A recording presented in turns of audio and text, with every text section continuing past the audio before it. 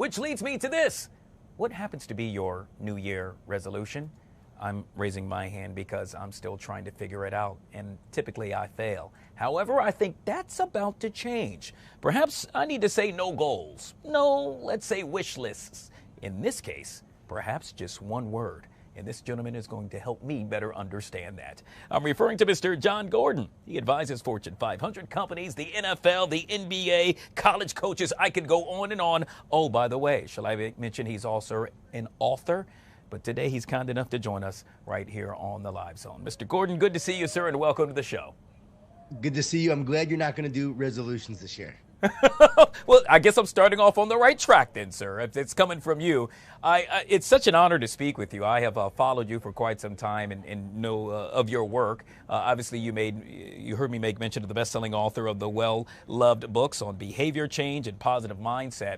What you are doing, in essence, is you're putting it into a nutshell, and correct me if I'm wrong, but you're helping us change our mindset as to the goals we set. Yeah, instead of goals, what we're talking about is one word, picking a word for the year that gives you meaning and mission, passion and purpose, because 9 out of 10 people will actually fail with their resolutions. 50% fail by the end of January. We don't even make it out of the end of the month. So wow. Instead of all these goals and ideas and resolutions, you just pick one word that actually sticks. It's something that you can remember and something that you can focus on. I'm glad you stated that. I don't feel as bad now because I think January 2nd is typically the day I say, hey, I'm no longer going to eat, let's say, cake. And boy, am I eating a whole cake by January 2nd. And so can you give us some examples, Jon, as to what one can do in order to utilize that one word aspect you're making mention of? Yeah, so once you pick the word, you could actually keep it front and center. A lot of people make screensavers on their phones. Some people actually get one word rocks. They put the word on a rock, keep it on their desk. Other people have actually made pendants of their one word. We have companies that have done this actually, and they put all of the words of all of the employees on a wall. Or one company, Hendrick Auto, put it on their car in their headquarters. Really cool idea. A lot of school districts will put the words of all the teachers in their teacher lounge. And sports teams I've worked with, like Clemson football, winning several national championships. Dabo Sweeney every year picks a word for the year, and he has the team share that word. They put it up.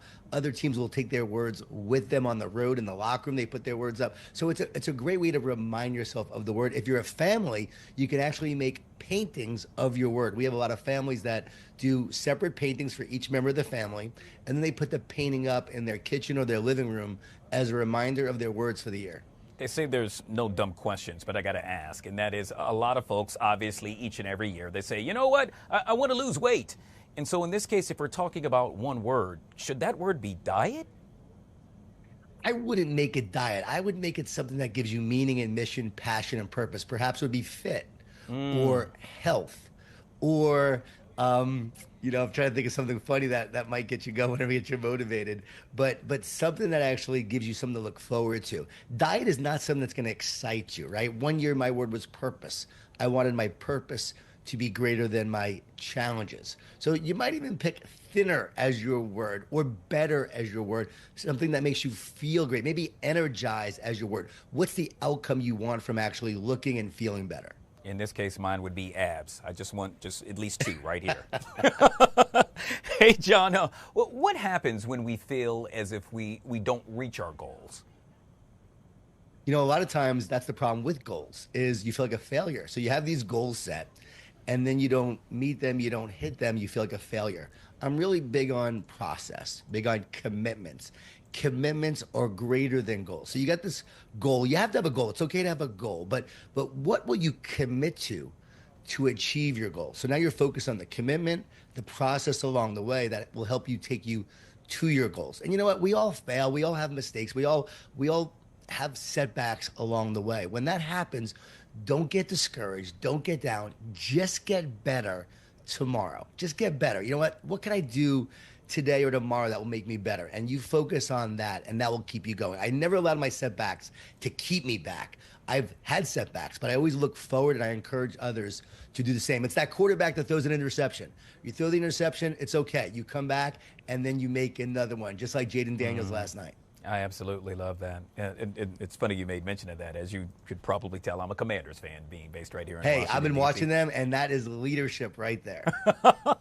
Hey, John, in this case, for this minute, right this second, I should say, the key word is simplicity. And what I mean by that is that according to you, if you make things more simple, it's probably easier to adhere by.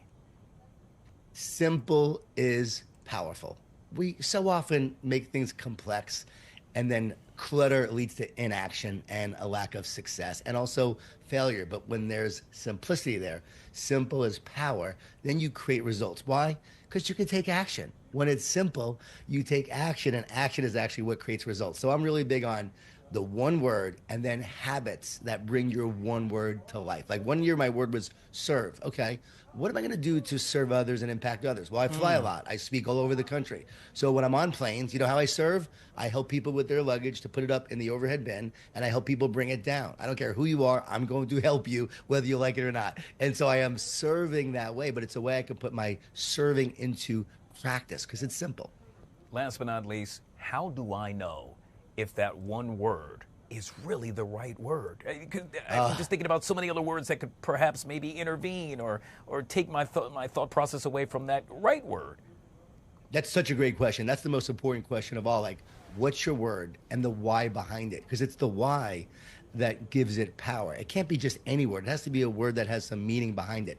And so we encourage people to reflect, meditate on that word, and even pray. I'm a man of faith, and I pray and I say, hey, God, what is my word for the year? I know there's a word that's meant for me. And you know what? The more I do that, the word always seems to come. And people have this happen all the time. I even had a friend who's an atheist, and his word came to him. It was amazing. It just came to him. I said, hey, just if you don't want to pray, just reflect. And his word came. And guess what? When that word comes, you just have a knowing that this is the word that's meant for me. It's not just a good word. We want you to have a God word, a word that's meant for you, that will shape you and mold you. And sometimes that word is not going to be a word you really want. One year, my word was literally, was surrender. And I wanted the word enjoy. But man, that was a year of surrender, and it was a year that shaped me like no other. The year I picked serve, hardest year of my life. Wow. My wife said it was the best year of her life because I served her more than ever. But man, it was a hard year for me, but it made me who I was. So your word will mold you and shape you, and that's how you know it's the right word. Don't give up on the year. Don't give up on your word throughout the year. You just keep living it, and you'll see at the end of the year how that word really affects you and impacts you. I absolutely love it. Folks that want to find out more information about you, sir, how would one go about to do so?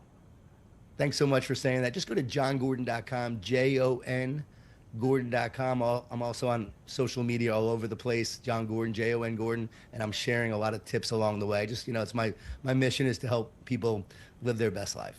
Absolutely love it. Mr. Jon Gordon joining us right here on the Live Zone. Happy New Year, sir. Happy New Year to you.